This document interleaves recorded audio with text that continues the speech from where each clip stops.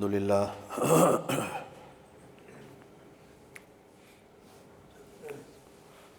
الحمد لله الذي لم يلد ولم يولد ولم يكن له كفوا أحد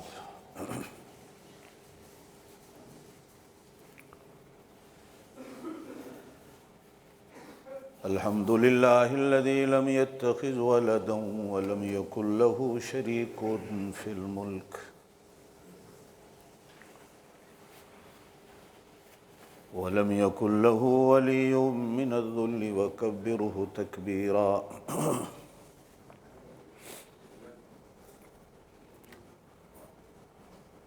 أشهد أن لا إله إلا الله وحده لا شريك له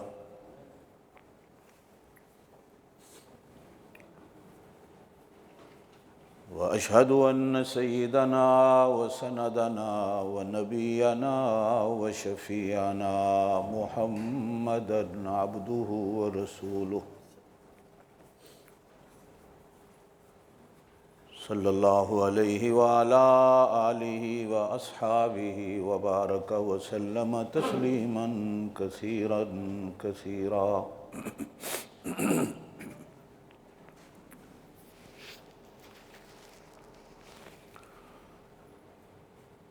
أما بعد أعوذ بالله من الشيطان الرجيم بسم الله الرحمن الرحيم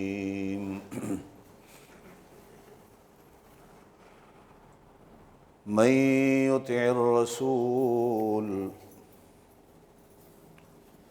فقد فاز فوزا عظيما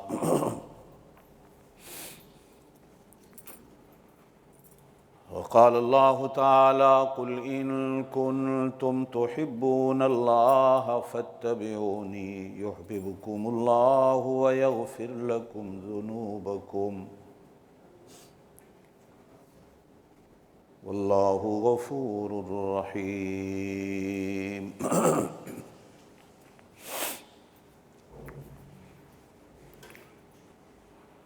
اللهم صل على روضة محمد في الرياض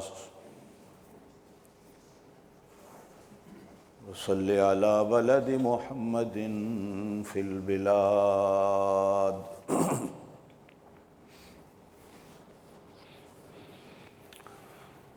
اللهم صل على روح محمد في الأرواح وصل على جسد محمد في الأجساد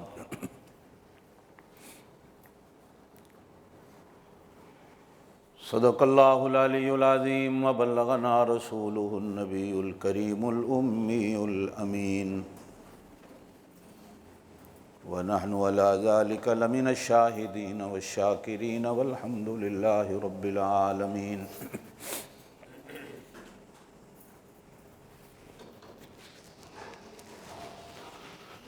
ساری تعریفیں اللہ کے لیے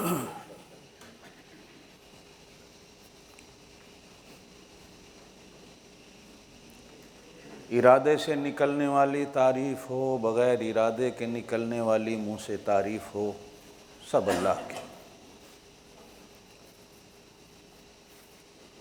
بھولے سے تعریف نکل جائے جان بوجھ کر نکل جائے ساری تعریفیں اللہ کی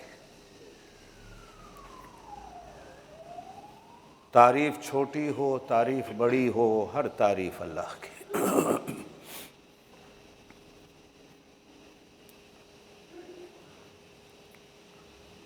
اس لیے کہ وہی ہے جو ہر قسم کی تعریف کے لائق اور قابل ہے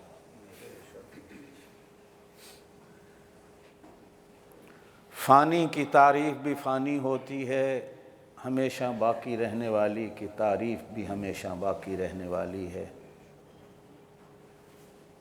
اسی لیے ہر تعریف اللہ کی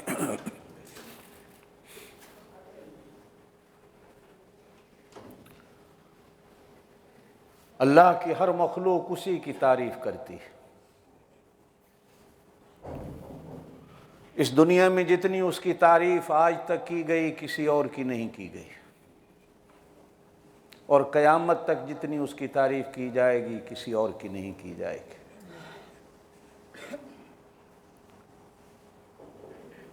1,24,000 یا 40,000 نبی اسی کی تعریف کرتا چلا گیا، اربوں خربوں فرشتے اسی کی تعریف میں لگے ہوئے ہیں۔ ہوا میں اڑنے والا کوئی پرندہ ایسا نہیں جو اس کی تعریف نہ کرتا ہو، زمین پہ رینگنے والا کوئی کیڑا ایسا نہیں جو اس کی تعریف نہ کرتا ہو،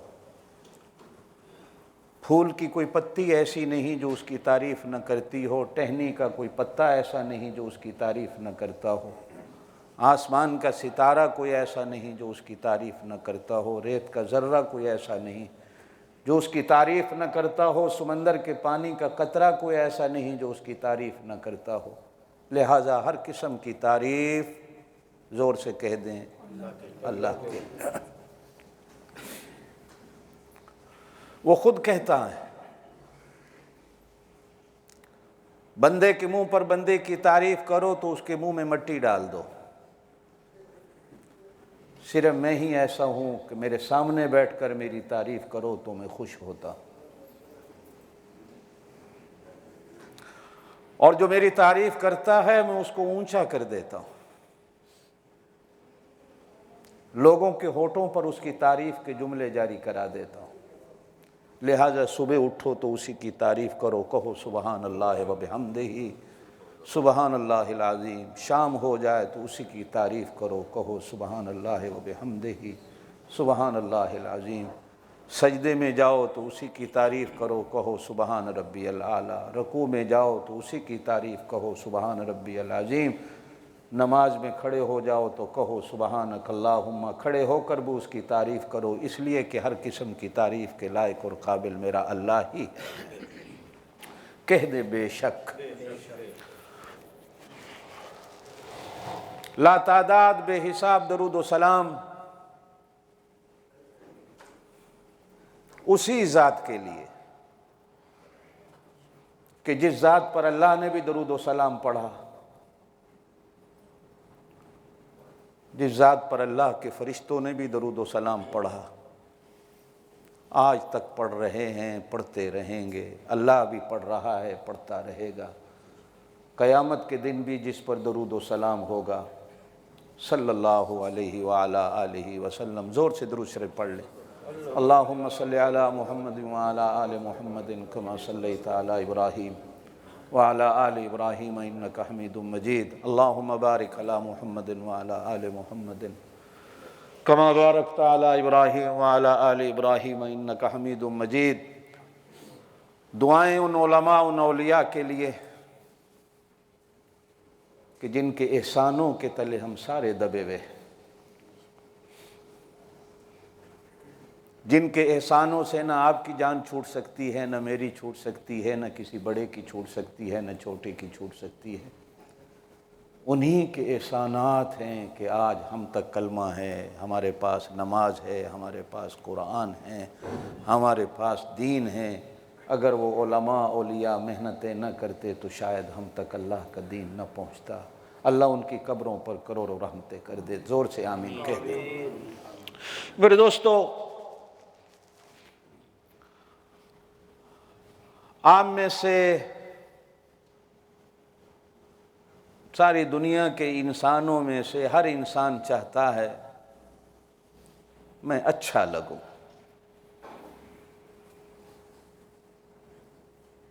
میرا گھر اچھا ہو، میری گاڑی اچھی ہو، میرا لباس اچھا ہو۔ یہ انسان کی گھٹی اور فطرت میں اللہ نے ڈالا۔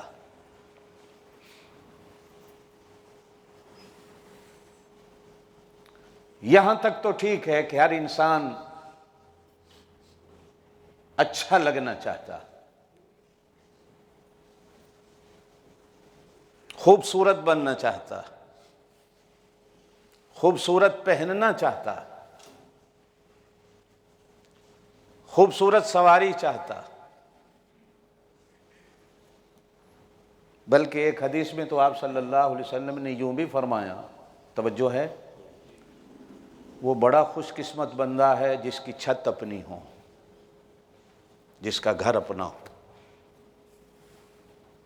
آپ صلی اللہ علیہ وسلم نے فرمایا وہ خوش قسمت بندہ ہے جس کے پاس سواری اپنی ہو، جس سے معلوم ہوتا ہے گھر بنانا کوئی جرم نہیں، اچھی گاڑی رکھنا کوئی جرم نہیں بلکہ خوش قسمتی ہے۔ اور ایک اور بات بھی آپ کو کہتا چلوں، اگر کوئی بندہ اپنے رہنے کے لیے 10 کروڑ کی کوٹھی بھی بنا لے اس پہ زکوٰۃ نہیں ہوتی، یہ اپنے رہنے کے لیے بناتا ہے۔ 50 کروڑ کی کار لے لے اپنے استعمال کے لیے تو زکوٰۃ نہیں ہوتی، لیکن اگر 5 لاکھ کا گھر کرائے پہ دینے کے لیے بناتا ہے تو زکوٰۃ آ جاتی ہے۔ 16-20 لاکھ کی ٹیکسی لے کے چلاتا ہے تو اس کی کمائی کی بچت پر زکوٰۃ آ جاتی ہے، جس سے معلوم ہوتا ہے پہننا، رہنا سہنا، کھانا پینا یہ ہر انسان کی فطرت اور گھٹی میں ہے، کوئی جرم نہیں۔ جرم کب ہوتا ہے؟ جب کوٹھی کی وجہ سے میرے اندر تکبر آ جائے، کار کی وجہ سے میرے اندر عجب پیدا ہو جائے، غرور پیدا ہو جائے۔ جب آپ صلی اللہ علیہ وسلم یہ باتیں فرما رہے تھے تو حدیث میں آتا ہے ایک صحابی کھڑے ہو گیا جی اللہ کے رسول صلی اللہ علیہ وسلم سے کہ پھر یہ کوٹھی بنانا، اچھا لگنا، اچھا کھانا، اچھا پینا برا کب بنتا ہے؟ فرمایا جب اس وجہ سے انسان کے اندر غرور آ جائے، تکبر پیدا ہو جائے، بڑائی پیدا ہو جائے۔ یہ ہر بڑے چھوٹے مرد عورت کی گھٹی اور فطرت کے اندر اللہ نے یہ چیز ڈالی ہے، وہ اچھا لگنا چاہتا۔ ایک مثال دے کے میں آگے چلتا ہوں۔ ابھی 10-15 دن پہلے میرے بیٹے کی شادی ہوئی۔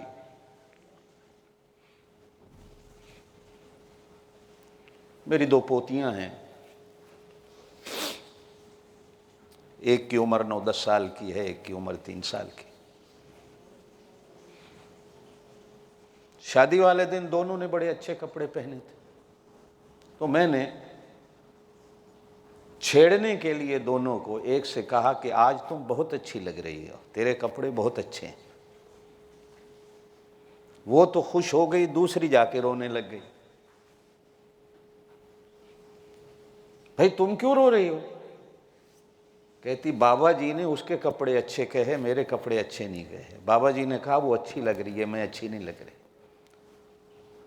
تو روتی ہوئی کو چپ کرایا سر پہ ہاتھ رکھ کے کہ تم بھی اچھی لگ رہی ہو۔ یہ آپ کے بچے ہوں، میرے بچے ہوں، بچہ ہو، بڑا ہو، چھوٹا ہو، لڑکی ہو، لڑکا ہو، بوڑھا بھی ہو، یہ ہر ایک کی گھٹی کے اندر ہے میں اچھا لگوں۔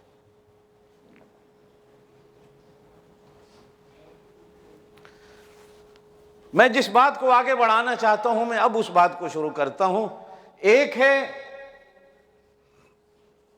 کہ میں اپنے لیے خود راہ منتخب کروں کہ میں کس راہ میں اچھا لگتا ہوں، کیا پہنوں میں اچھا لگوں، کیا کھاؤں میں اچھا لگوں، کیسا گھر بناؤں جس میں اچھا لگوں۔ اور ایک ہے اچھا لگنا میرے اللہ اور میرے رسول کا، کہ میرا رسول کہے اس راہ پہ چلو گے تو اچھے لگو گے، ایسی سواری لوگے تو اچھے لگو گے، ایسا گھر بناؤ گے تو اچھے لگو گے، یہ کھاؤ گے تو اچھے لگو گے۔ ایک ہے میری مرضی۔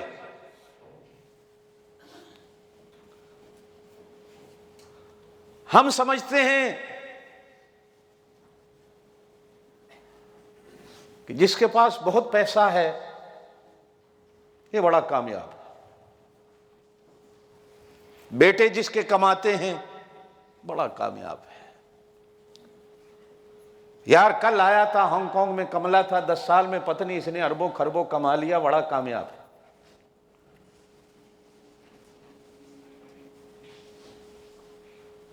اور ایسا بندہ مر جاتا ہے تو آپ اور میں سارے جنازے میں بھاگتے ہیں، ملا بیچارہ سب سے پہلے جاتا ہے۔ بڑے آدمی کے جنازے،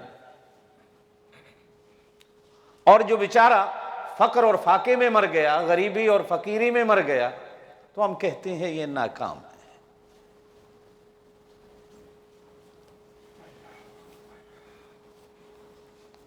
مولا علی زور سے کہہ دے رضی اللہ تعالی،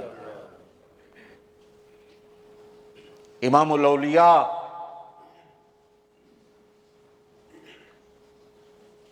امیر المومنین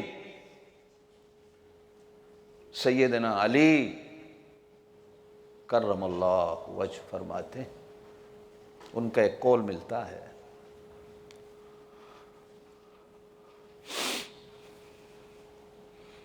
جو بندہ عزت چاہتا ہو خاندان کے بغیر، کچھ عزتیں ایسی ہیں جو پیچھے سے چلی آتی ہیں خاندان میں۔ اب آپ میں سے ہر کوئی تو سید نہیں ہے، سید خاندان کو عزت ہے، ہم بھی سلام کرتے ہیں، عزت ہے، اگر اچھا ہے عزت ہے۔ کچھ عزتیں ایسی ہیں خاندانی دولتیں، جائیدادیں آ رہی ہیں، میں نے محنت سے نہیں کمایا، میرا باپ دادا چھوڑ گیا، میں بڑے خاندان کا فرزند ارجمند ہوں، میں نے کوئی محنت نہیں کی۔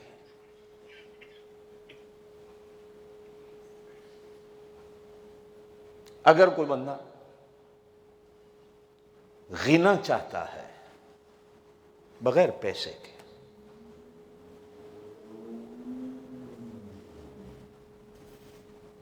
کہ میں پیسے کے بغیر غنی ہو جاؤں،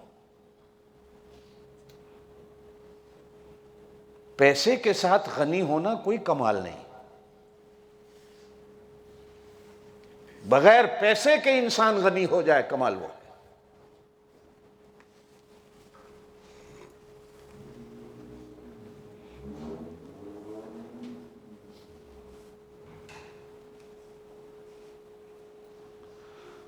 اگر کوئی بندہ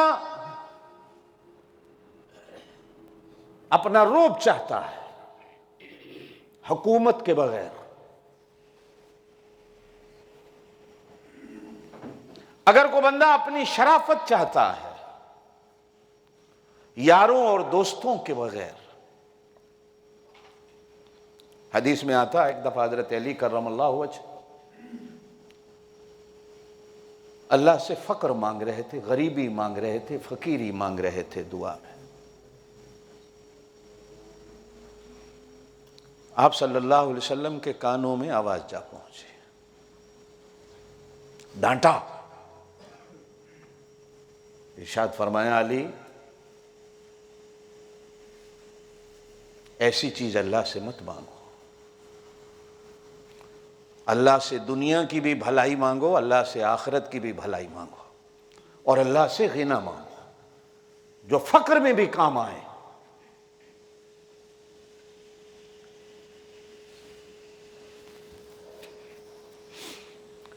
ایک اور حدیث میں آتا ہے حضرت علی بیٹھے دعا مانگ رہے تھے، کہہ رہے تھے یا اللہ مجھے صبر دے دے، یا اللہ مجھے صبر دے دے، یا اللہ مجھے صبر دے دے۔ آپ صلی اللہ علیہ وسلم کے کان میں آواز گئی، کہا علی وہ چیز کیوں مانگتے ہو جس پر انسان قائم ہی نہ رہ سکے؟ یہ کھاتا اسی کا ہے،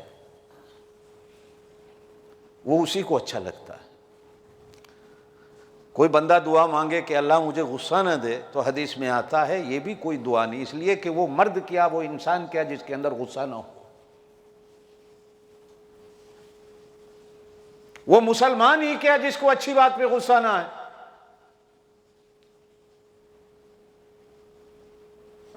آپ صلی اللہ علیہ وسلم نے حضرت علی کرم اللہ وجہہ کو یہ دعا سکھائی جو قرآن میں حضور کی دعا ہے، ربنا آتنا فی الدنیا حسنہ، آپ بھی پڑھ لیں، ربنا آتنا فی الدنیا حسنہ، اے اللہ میری دنیا کو بھی اچھا کر دے، ایسی اچھی ہو جائے کہ میں کسی کے سامنے ایسے نہ کروں،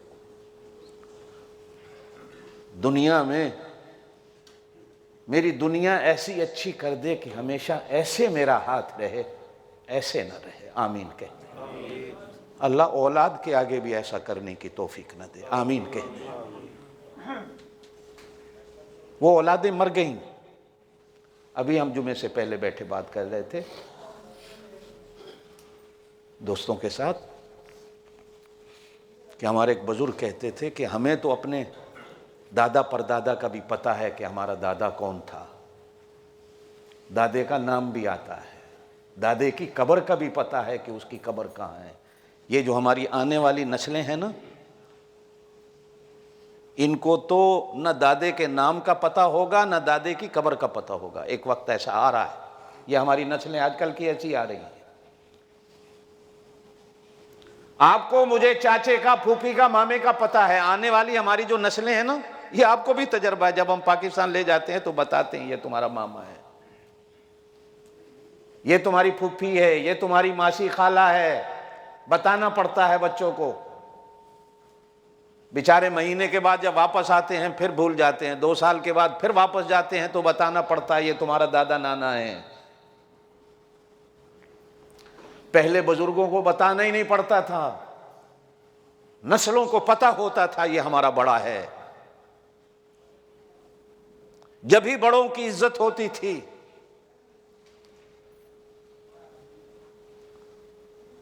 اللہ میری دنیا کو اچھا کر دے، ایسا اچھا کہ میرا ہاتھ یوں نہ رہے، آمین کہتے ہیں، میرا ہاتھ یوں رہے، آمین کہتے ہیں، زور سے آمین کہتے ہیں۔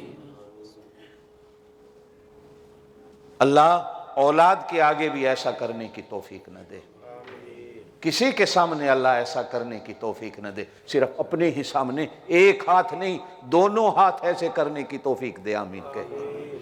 یہ دونوں ہاتھ صرف اسی کے آگے ایسے اچھے لگتے ہیں۔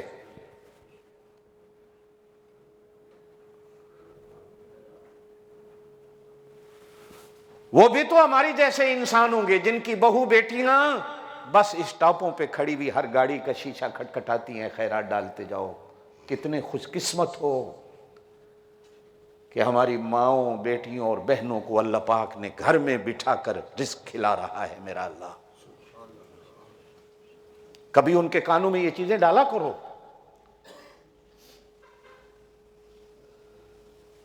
ایک یہ ملک ہے جس میں ہم رہتے ہیں، بیچاری صبح نکلتی ہیں 8 بجے، رات کے 10 بجے کما کے واپس آتی ہیں۔ ایک تم ہو گھر بیٹھے جن کو اللہ حلال رزق دے رہا ہے، شکر کرو، الحمدللہ کہو، ربنا آتنا فی الدنیا حسنہ، اللہ میری دنیا کو اچھا کر دے، آمین کہتے ہیں۔ وفی الآخرۃ حسنہ، اللہ میری آخرت کو اچھا کر دے۔ آخرت کیسے اچھی ہوتی ہے کہ آخرت میں بھی کوئی مجھ سے میری نیکیاں مانگنے والا نہ آ جائے۔ اس لیے کہ آپ صلی اللہ علیہ وسلم نے فرمایا جس کا دنیا میں کچھ دینا تھا نہیں دیا، مر گئے، تو قیامت کے دن تمہاری نیکیوں میں سے نیکیاں نکال کر اس کے کھاتے میں دی جائیں گی کہ دے دو، اور اگر نیکیاں نہیں ہوں گی جو اس کو دی جائیں گی تو اس کے گناہ تمہارے کھاتے میں ڈال دیے جائیں گے، یہ لے لو بدلے میں۔ اللہ آخرت کو بھی اچھا کر دے۔ میرے دوستو، ہم میں سے ہر بندہ دنیا کو بھی اچھا چاہتا ہے، آخرت کو بھی اچھا چاہتا ہے کہ میری دنیا بھی اچھی ہو، میری آخرت بھی اچھی ہو۔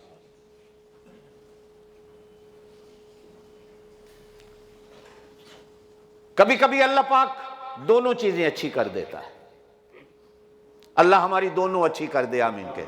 کبھی اللہ پاک دنیا اچھی کر دیتا ہے، آخرت برباد ہو جاتی، اور کبھی اللہ پاک آخرت اچھی کر دیتا ہے، دنیا برباد ہو جاتی ہے، اور کبھی کبھی دونوں برباد ہو جاتی۔ انسان کے پلے نہ دنیا ہوتی ہے نہ آخرت ہوتی ہے، کبھی کبھی دنیا ہوتی ہے آخرت نہیں ہوتی، کبھی کبھی آخرت ہوتی ہے دنیا نہیں ہوتی، اور کبھی کبھی اللہ پاک دونوں کو اچھا کر دیتا ہے۔ دعا کیا کرو اللہ دونوں اچھی کر۔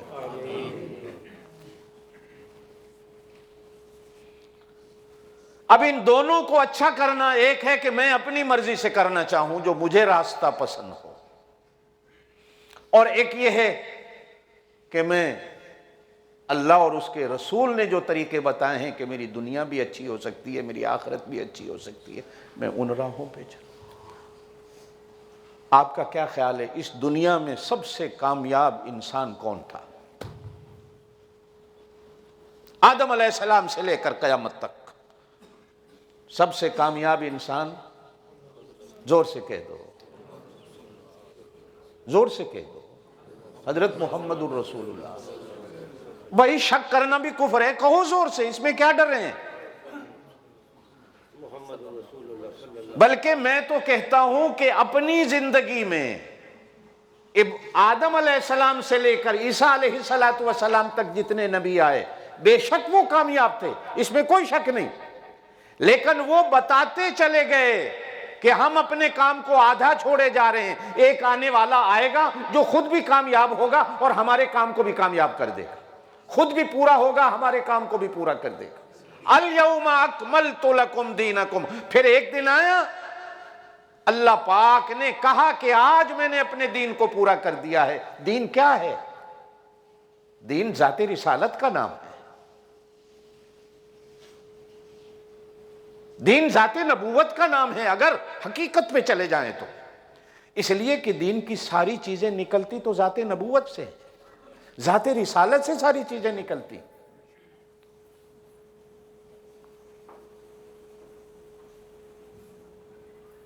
آپ نے فرمایا صلو کما رأیتمونی اصلی، بڑے عجیب الفاظ ہیں یہ، مسلمان غور نہیں کرتا۔ آپ صلی اللہ علیہ وسلم نے ایک جگہ ارشاد فرمایا کہ اللہ کے جو میرے اوپر احسانات ہیں، اللہ نے جو مجھے دینے دی ہیں، ان میں سے ایک یہ بھی ہے کہ میری بات ہوتی تو چھوٹی سی ہے لیکن اس کے اندر 7 سمندر بند ہوتے ہیں، اگر کوئی حقیقت پہ جانا چاہے تو 7 سمندر ہوتے ہیں۔ صلو کما رأیتمونی، نماز اس طرح پڑھو جس طرح مجھے دیکھتے ہو نماز پڑھتے ہوئے۔ کیا معنی کہ نماز اس طرح پڑھو جس طرح، زور سے بولو، یوں نہیں کہا کہ جس طرح میں نماز پڑھتا ہوں ایسے پڑھو،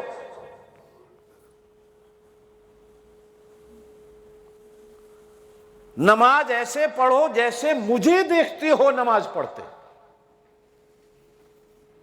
معلوم ہوتا ہے کہ نماز بھی انہی کے اندر سے نکلتی، یہ ایک ایسا دریا ہے کہ جس دریا سے مختلف نہریں نکلتی،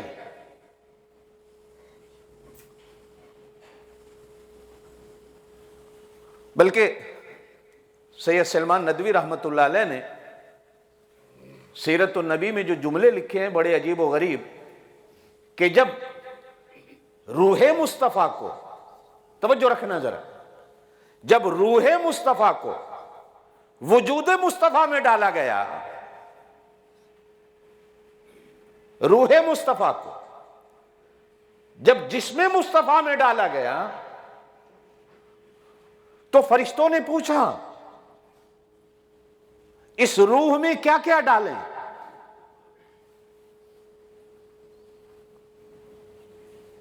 تو اللہ پاک نے فرمایا آدم کا اخلاق بھی ڈال دو، شیش کی خطابت بھی ڈال دو،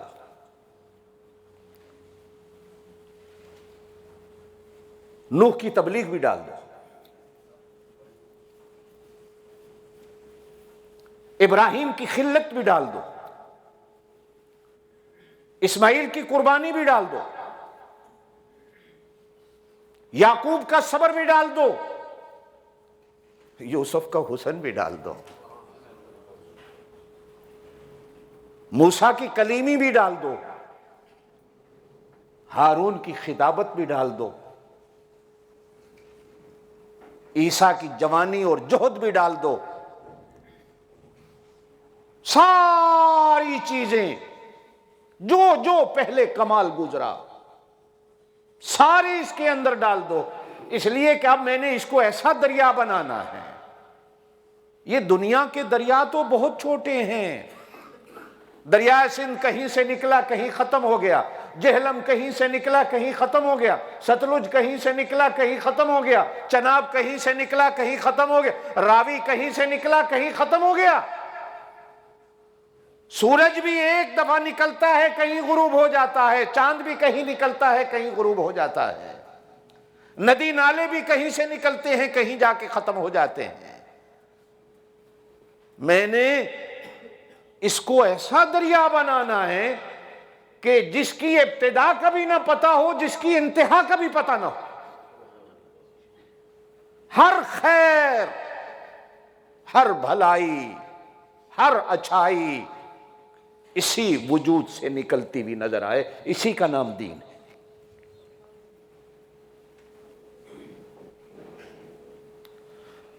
آج مجھے دنیا میں کوئی بھی بھلائی چاہیے، مجھے در مصطفیٰ پہ جانا پڑتا ہے، زور سے کہہ دیں صلی اللہ علیہ وسلم۔ در مصطفیٰ کے سوا مجھے کہیں سے اچھائی نہیں ملتی، زور سے کہہ دیں صلی اللہ علیہ وسلم۔ آج مجھے در موسیٰ سے بھی وہ اچھائی نکلتی نظر نہیں آتی، در عیسیٰ سے بھی وہ اچھائی نہیں ملتی جو مجھے در مصطفیٰ سے اچھائی ملتی ہے، زور سے کہہ دیں صلی اللہ علیہ وسلم۔ مسلمان ہر طرف منہ مارتا ہے، مسلمان در مصطفیٰ پہ منہ نہیں مارتا، زور سے کہہ دو صلی اللہ۔ یہ ادھر نہیں آنا چاہتا، اس لیے کہ یہ چاہتا ہے کہ کامیابی کے راستے ادھر پڑے ہوئے ہیں، جبکہ اللہ کہتا ہے کامیابی کے راستے ادھر پڑے ہوئے ہیں۔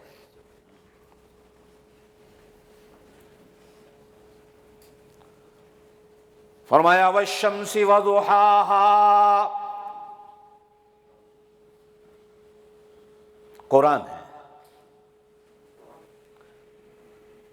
بلکہ میں اس سے بھی اگلی بات کروں تو مصطفیٰ بھی قرآن ہے، زور سے کہہ دو صلی اللہ علیہ وسلم۔ یہ دو قرآن ہیں ہمارے پاس۔ یہ قرآن ان کے بغیر سمجھ نہیں آتا، یہ قرآن اس کے بغیر سمجھ نہیں آتا۔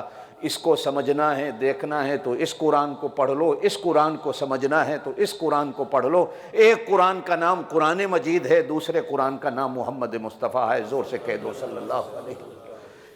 یہ بھی میرے سر کا تاج ہے، یہ بھی میرے سر کا تاج ہے۔ ان کی عزت نہ کروں تو کافر بنتا ہوں، اس قرآن کی عزت نہ کروں تو کافر بنتا ہوں۔ میں نے اس قرآن کو بھی پڑھنا ہے، میں نے اس قرآن کو بھی پڑھنا ہے، میں نے اس قرآن کو بھی سننا ہے، میں نے اس قرآن کو بھی سننا ہے، میں نے اس قرآن کے بھی پیچھے چلنا ہے، میں نے اس قرآن کے بھی پیچھے چلنا ہے۔ نہ میں اس قرآن کو پیٹ کر سکتا ہوں، نہ اس قرآن کو پیٹ کر سکتا ہوں۔ مسجد میں آتے ہو، قرآن کو پیٹ نہیں کرتے ہو، مصطفیٰ کو تو پیٹ کر دیتے ہو، زور سے کہہ دو صلی اللہ علیہ وسلم۔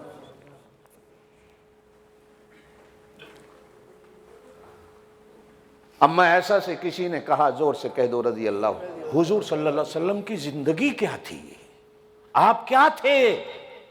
آپ کیسے تھے؟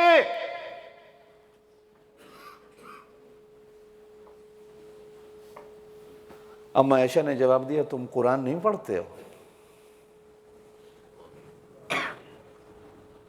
ارے قرآن ہی تو مصطفیٰ تھا، مصطفیٰ ہی تو قرآن تھا۔ قرآن پڑھ لو تمہیں مصطفیٰ سمجھ آ جائے گا، مصطفیٰ کو پڑھ لو تمہیں قرآن سمجھ آ جائے گا، زور سے کہہ دیں صلی اللہ ہو۔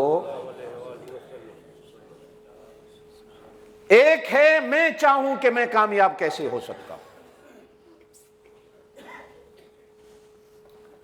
یہ جو سنت رسول ہے نا، جس پہ میں بات کرنا چاہ رہا ہوں،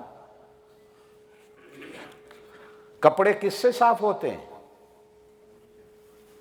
صرف پانی سے۔ آج کل کے کپڑے تو پانی سے بھی صاف نہیں ہوتے، وہ زمانے چلے گئے جب ہماری مائیں ہمارے کپڑے اٹھا کر ٹیوبویل پہ جا کے بیٹھ جاتی تھیں، بہنے والے نالے پہ جا کے بیٹھ جاتی تھیں، کپڑے دھو کے آ جاتی تھی، سوکھ جاتے تھے، صاف ہو جاتے تھے۔ آج کل کے کپڑے سرف سے صاف ہوتے ہیں، کیمیکل سے صاف ہوتے ہیں۔ یہ کپڑوں میں بھی ایسے گناہ آ جاتے ہیں جو سرف اور صابن کے بغیر ہی نہیں دھلتے۔ پرانے وقتوں میں تو لوگ صابن لگاتے نہیں تھے، نہاتے ہوئے پاک صاف ہو جاتے تھے۔ آج کل آپ اور میں نہاتے ہیں، کتنی دیر لگاتے ہیں، کتنی دفعہ صابن لگاتے ہیں، کتنی دفعہ وہ کیا ہوتی ہے بوتلوں میں شیمپو لگاتے ہیں نا بھائی۔ میرے ابا جی مرحوم نہانے جاتے تھے، 1 منٹ میں باہر آ جاتے۔ ایک دن میں نے کہا، ابا جی آپ صابن نہیں لگاتے؟ تو مجھے کہنے لگے مولوی بنے ہو، کو پڑھے لکھے ہو؟ میں نے کہا جی کو کیوں، کو شک ہے؟ کہنے لگے ایمان سے کہو، حدیثوں میں آتا ہے جس بندے کے گھر کے دروازے کے سامنے نہر بہتی ہو اور وہ دن میں 5 دفعہ نہاتا ہو، اس کے جسم پر کوئی میل باقی رہ جائے گی؟ میں نے کہا جی حدیث ہے۔ نماز کی مثال حضور نے دی کہ جو بندہ نماز پڑھتا ہو میل باقی رہ جائے گی، جس کے گھر کے آگے نہر بہتی ہو وہ 5 دفعہ نہائے تو جسم پر کوئی میل باقی. فرمایا اس میں کہیں صابن کا ذکر ہے؟ معلوم ہوتا ہے نہانے سے ہی میل نکل جاتی ہے. اگر صابن کے بغیر میل نہ نکلتی ہوتی تو اس حدیث کے اندر حضور بھی کہہ دیتے 5 دفعہ صابن لگاؤ، 5 دفعہ شیمپو لگاؤ پھر میل نکلے گی. زندگی میں کبھی استری نہیں کیے کپڑے. ایک دفعہ میری بہنوں نے عید والے دن کپڑے استری کر دیے. ابا جی نے جب پہنے تو وہ دیکھا، کہا یہ کیا ہے بھائی؟ استری کر دیے، اتار دیے. دوسرے پہن کے گئے عید پڑھانے. کہا نہیں، میرے پاک نبی صلی اللہ علیہ وسلم نے زندگی بھر کبھی استری والے کپڑے نہیں پہنے، ہم کیوں پہنے؟ آج میں اور آپ شیمپو کے بغیر، بلکہ بعض بندے تو ایسے ہیں جو نہانے پہ گھنٹہ گھنٹہ لگاتے ہیں. باہر گھر میں چھوٹے بچے کا بے شک پیشاب جو ہے وہ فرش پہ نکل جائے، اس نے تو اندر سے نکلنا نہیں، گھنٹہ لگانا ہے نہانے پہ.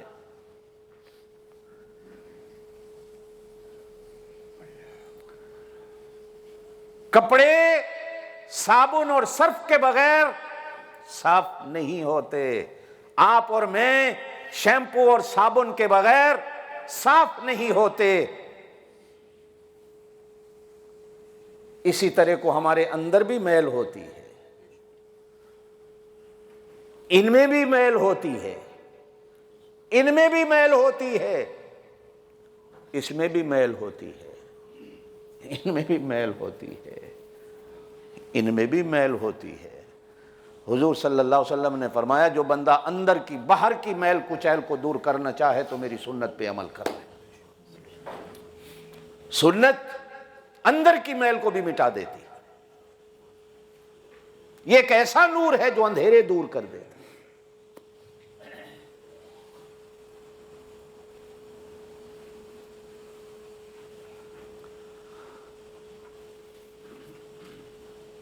حضرت مجدد الفسانی رحمۃ اللہ علیہ کا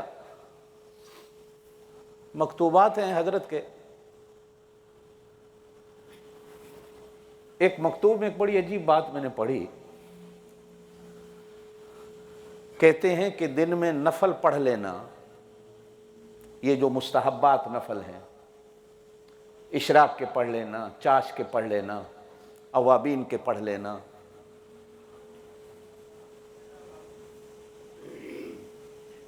ان نفلوں کے پڑھنے سے بندے کا نفس پلتا ہے.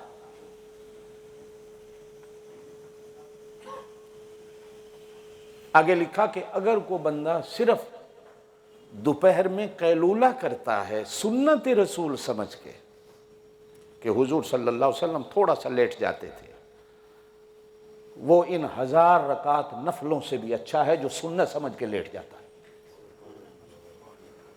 اس لیے کہ سنت پہ عمل کرنے سے نفس بنتا ہے، ڈرتا ہے، سنورتا ہے. باقی نفل پڑھنے سے نفس پلتا ہے بندے کا کہ ایک نہ ایک دن وہ فخر کرتا ہے لوگوں کے سامنے، بڑے روب سے شو سے بتاتا ہے کہ میں اشراق پڑھ کے آیا ہوں، میں چاش پڑھ کے آیا ہوں، میں اوابین پڑھ کے آیا ہوں. لوگوں کے سامنے ایک فخر کی بات آتی ہے. لیکن اگر کوئی صرف سنت رسول سمجھ کے دوپہر کو سو جاتا ہے 2 منٹ کے لیے کہ سنت ہے، اس سے انسان کا نفس سنور جاتا.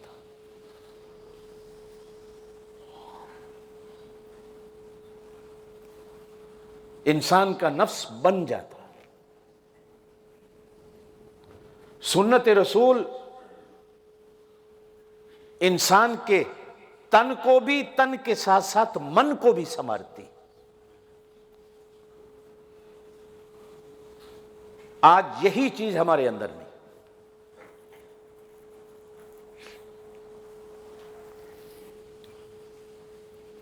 لڑکی کو جب دلہن بنایا جاتا ہے اس کے ہاتھوں میں چوڑیاں سونے کی اس لیے ڈالی جاتی ہیں کہ یہ ہاتھ بھی خامن کو اچھے لگے. گلے میں سونے کے ہار اس لیے ڈالے جاتے ہیں کہ خامن کو اچھے لگے. یہ گلو بند اور سہرے سجائے جاتے ہیں کہ خامن کو اچھے لگیں. کپڑے اچھے پہنائے جاتے ہیں کہ خامند کو اچھے لگیں، خامند کو اچھے لگ گئے تو گھر بن گیا۔ میرے دوستو ایک بات کہہ دیتا ہوں، آپ اور میں بھی اپنے نفس کو ایسا بنا لیں سنت کے مطابق کہ قیامت کے دن اللہ کو اچھے لگیں، اور اللہ کو جب اچھے لگیں گے کہ جب میں سنت رسول کا زیور پہن۔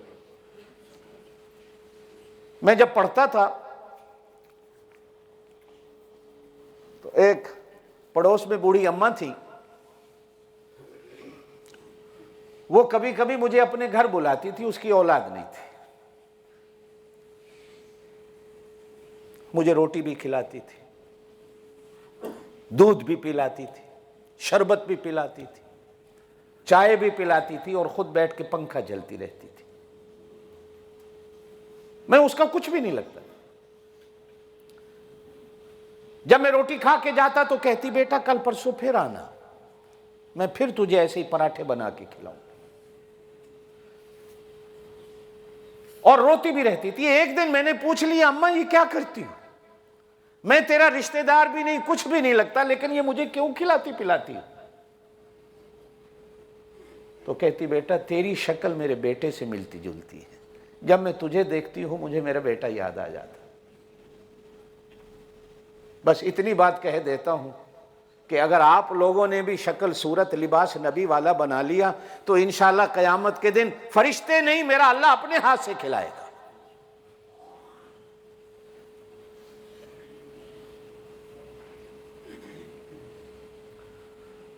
کسی ماں کا بیٹا مر جائے نا، اس کے پاس بیٹے کا فوٹو ہو نا، چومتی چاٹتی سارا دن اسے دیکھتی رہتی ہے۔ ایک دن کہہ دو اگر کہ اماں اس کو چولہے میں ڈال دے، مرنا والا تو مر گیا، ایمان سے کہو کیا اسے چولہے میں ڈالے؟ اگر آپ لوگوں نے بھی اپنی تصویر نبی کی تصویر کے مطابق بنا لی تو یاد رکھو، منبر پہ بیٹھا ہوں، حضور کا وعدہ ہے اللہ کبھی بھی جس طرح یہ ماں اپنے بیٹے کے فوٹو کو نہیں جلاتی، اسی طرح نبی کی صورت، نبی کا لباس، نبی کی سنت کو اپنانے والے کو بھی اللہ پاک جہنم میں نہیں ڈالے گا، اس لیے کہ یہ نبی کی صورت ہے۔ کسی شاعر نے ایک شعر بڑا عجیب کہا اردو کا، میں سنا دیتا ہوں کہ میں نے تو یوں ہی زمین پہ پھیری تھی انگلیاں، میں نے تو یوں ہی زمین پہ پھیری تھی انگلیاں، جب غور سے دیکھا تو تیری تصویر بن گئی۔ صبح اٹھ کے سوچا کرو میں نے نبی کی تصویر اپنے آپ کو کیسے بنانا ہے، شام ہونے سے پہلے سوچو میں نے رات کو اپنی تصویر نبی کی تصویر کے برابر کیسی کرنی ہے۔ ذرا تھوڑا سا آنکھیں بند کر کے تصور میں چلے جاؤ،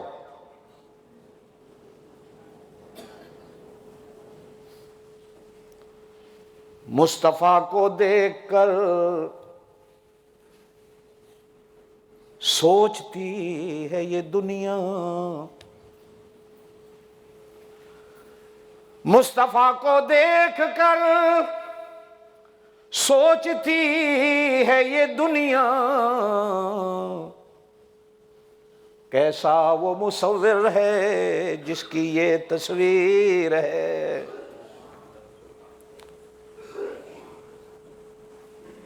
میں اور آپ تھوڑا سا تصور میں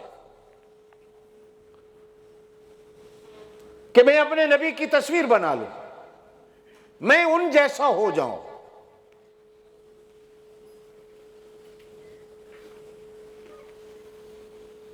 یہ قرآن میں اللہ کا وعدہ ہے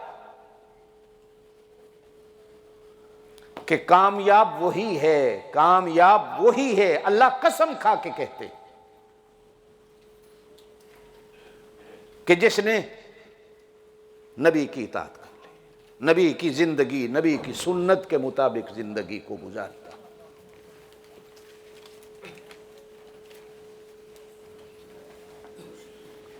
سنت ایک راہ ہے، قل ھذہ سبیلی ادعو الی اللہ علی بصیرۃ انا ومن اتبعنی۔ میں نے گزشتہ سے پہلے جمعہ بتایا تھا، آپ صلی اللہ علیہ وسلم نے ایک لین مار کے کہا کہ یہ جنت کی راہ ہے۔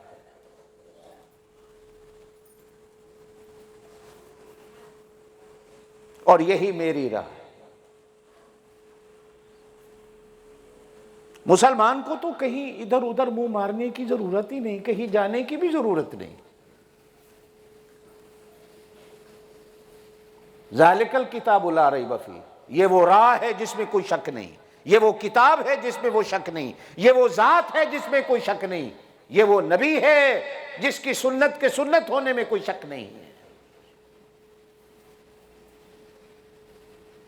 قرآن کی پہلی آیت یہی ہے، ذالک الکتاب لا ریب فیہ۔ الف لام میم اس کا معنی کوئی نہیں۔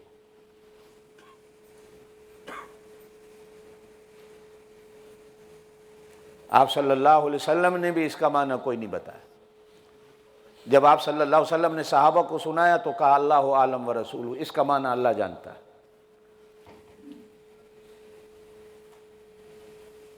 اگلا جو پہلا جملہ ہے وہی معنی والا ہے، ذالک الکتاب لا ریب فیہ، اس میں کوئی شک نہیں۔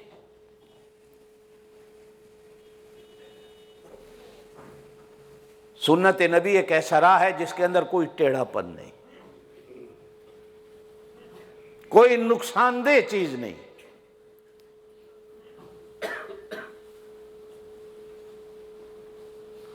آج مسلمان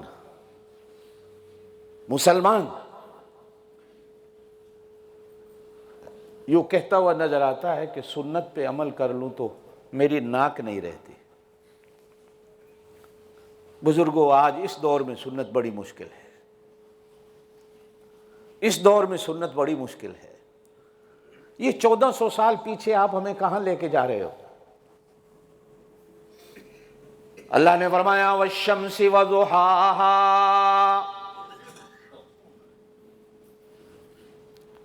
والقمر اذا تلاہا، والنہار اذا جلاہا، واللیل اذا یغشاہا، والسماء وما بناہا، والارض وما طحاہا، ونفس وما سواہا، فألہمہا فجورہا وتقواہا۔ اب بات فرمائی، کہا قد افلح من زکاہا وقد خاب من دساہا۔ ایک قسم بھی نہیں، 7 قسمیں اللہ کھا رہا، ایک قسم بھی نہیں۔ ہانگ کانگ والوں، میرا اللہ قسم نہ بھی کھاتا تو بھی میرے اللہ کی بات کہو بے شک۔ ایک قسم کھا لیتا تو بھی میرے اللہ کی بات، 2 قسمیں کھا لیتا تو بھی میرے اللہ کی بات صدقے جاؤں۔ کہیں 3 دفعہ قسم کھائی، والتین والزیتون وطور سینین، کہیں 4 قسمیں کھائیں، وہذا البلد الامین، کہیں 5ویں قسم بھی کھائی، فرمایا لقد خلقنا الانسان، کہیں ایک قسم کھائی والعصر، کہیں ایک قسم کھائی والفجر۔ یہاں 7 قسمیں اللہ کھا رہا، 7، ایک بھی نہیں۔ اور قسمیں بندہ کب کھاتا ہے؟ جب دوسرے کو اعتبار دلانا ہو۔ عقل مند کے لیے تو اشارہ ہی کافی ہوتا ہے۔ میرے اللہ کو پتا تھا 14ویں صدی میں آنے والوں کے پاس عقل نہیں ہوگی، یہ بیچارے میری بات کو، میرے نبی کی بات کو ایسے نہیں سمجھیں گے، لہٰذا قسمیں کھا کے سمجھاؤں۔ مجھے سورج کی قسم، والشمس وضحاہا، اس کی روشنی کی قسم، 2 قسم۔ ایک دن آئے گا سورج تو نکلے گا لیکن روشنی نہیں ہوگی، روشنی نہیں ہوگی۔ وہ دن کیا ہوگا؟ کہا القاریہ ما القاریہ وما ادراک مل قاریہ یوم یکون الناس کالفراش المبثوث اذا الشمس کورت وَإِذَا النُّجُومُ انْقَدَرَتْ، سورج تو نکلے گا لیکن بے نور ہوگا۔ وہ دن کون سا ہوگا؟ اللہ کہتے ہیں یا ایھا الناس اتقوا ربکم ان زلزلۃ الساعۃ شیء عظیم یوم ترونها تذہل کل مرضعۃ عما ارضعت والقمر اذا تلاہا، اور چاند کی قسم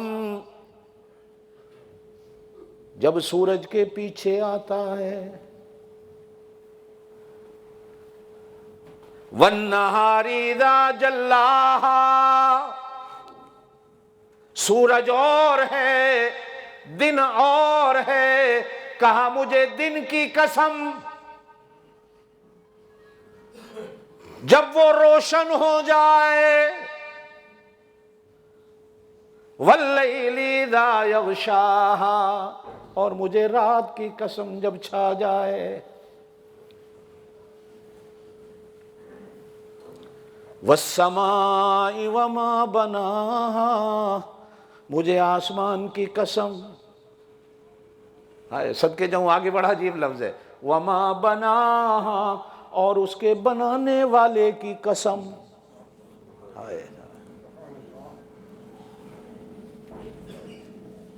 بڑا عجیب صیغہ استعمال ہوا، میں تفسیر میں جاؤں تو بڑی دیر لگے گی۔ اللہ کہہ دیتے مجھے میری قسم، فرمایا والسماء وما بناہا، آسمان کی قسم، اس کے بنانے والے کی قسم، والارض، زمین کی قسم،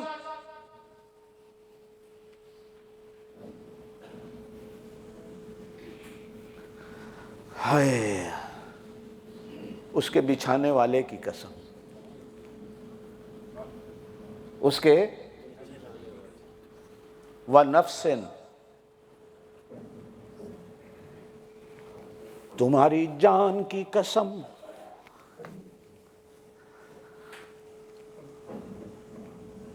کس کی قسم؟ وَنَفْسٍ، تمہارے نفس کی قسم، تمہاری جان کی قسم۔ اللہ میاں مدینے والے کی جان کی قسم کھا رہا ہے؟ کہا نہیں نہیں۔ اللہ میاں ابو بکر کی جان کی قسم کھا رہا ہے؟ کہا نہیں نہیں۔ عمر کی جان کی قسم کھا رہا ہے؟ کہا نہیں نہیں۔ عثمان علی کی جان کی قسم کھا رہا ہے؟ کہا نہیں نہیں۔ حسن حسین کی جان کی قسم کھا رہا ہے؟ کہا نہیں نہیں۔ بلال کالے رنگ والے کی جان کی قسم کھا رہا ہے؟ کہا نہیں نہیں۔ عبد القادر جیلانی کی قسم کھا رہا ہے؟ کہا نہیں نہیں۔ جنید بغدادی کی جان کی قسم کھا رہا ہے؟ کہا نہیں نہیں۔ اجمیر والے کی جان کی قسم کھا رہا ہے؟ کہا نہیں نہیں۔ داتا لاہور والے کی جان کی قسم کھا رہا ہے؟ کہا نہیں۔ وَنَفْسٍ، او گنہگار میرا بندہ، مجھے تیری جان کی قسم ہے، تیری جان۔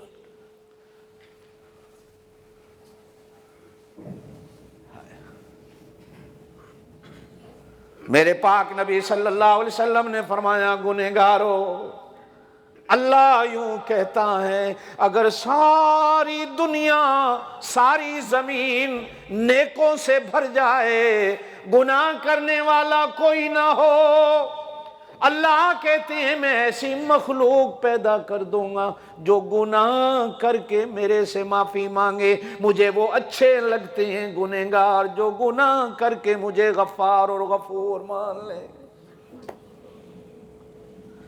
ایک اللہ والے کی اولاد کوئی نہیں، اللہ والے نے مرید سے کہا چھوٹے چھوٹے بچے لے آؤ، میں ہنسنا چاہتا ہوں، میں کھیلنا چاہتا ہوں کہ میری خانقاہ میں بھی کھیل کود ہو جائے۔ اللہ والے کا مرید بچے لے آیا، راستے میں بچوں کو سمجھانے لگا پیر کے ڈیرے پہ جا رہے ہو، خانقاہ میں جا رہے ہو، میرے بڑے بزرگ کے آگے جا رہے ہو، وہاں بولنا نہیں، وہاں شرارت نہیں کرنا، چپ کر کے بیٹھنا ہے۔ بچے آئے، اب بچے چپ کر کے بیٹھے، گھنٹہ گزر گیا، اللہ والے نے مرید کو بلایا، میں نے کہا تھا بچے لے آ، یہ تو میرے بھی باپ پکڑ کے لے آیا۔ میں تو چاہتا تھا کو کھیلیں کودیں شور ڈالیں، بے اولاد ہوں تاکہ میرے دل کے اندر بھی خوشی آئے۔